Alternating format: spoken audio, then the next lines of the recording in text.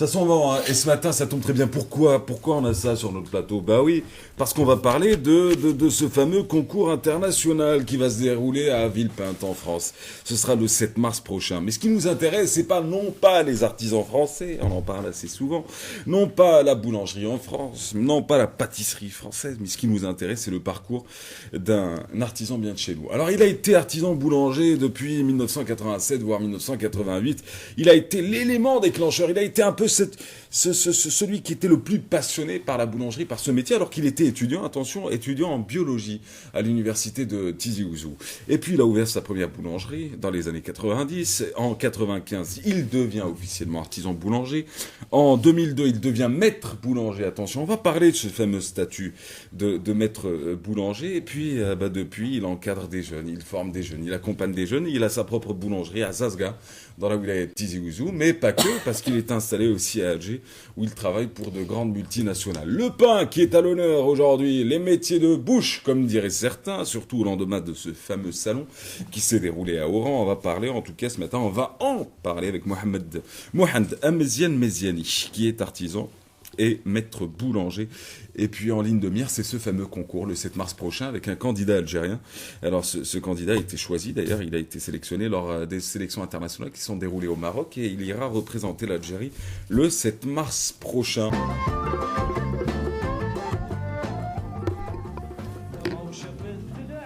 Vous aimez bien la musique du Sud? Ah oui.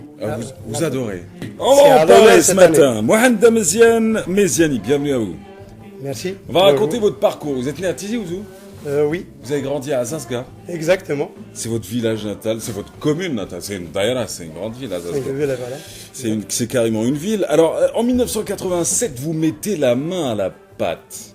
Voilà. Alors que, ça vaudrait le dire quand même. Alors que vous étiez déjà en bonne voie pour être diplômé en biologie. Vous avez fait biologie d'ailleurs.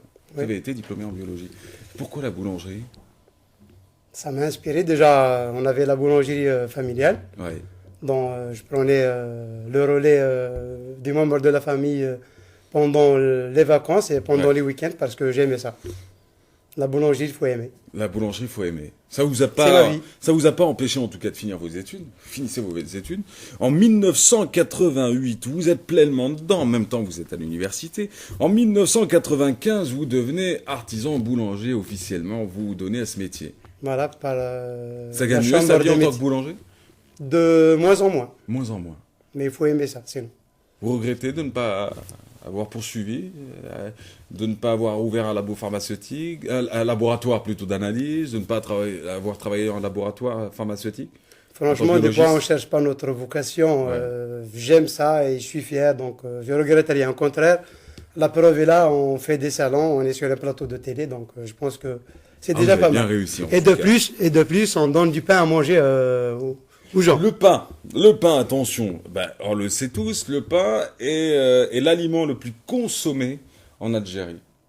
Beaucoup plus que tous les pays, d'ailleurs, voisins ou les pays européens. Nous sommes de grands consommateurs de pain. En 2002, vous devenez maître boulanger. Comment devient-on maître boulanger? Si en côtoyant des maîtres boulangers, en faisant des stages à l'étranger, et en faisant des formations un peu partout. Vous en avez fait beaucoup? Quelques-unes, oui. Quelques-unes? Quelles sont les villes? En France, et j'ai vécu aussi au Canada. Donc j'ai fait des formations en France et au Canada. La boulangerie française et la boulangerie canadienne, quelle est la différence?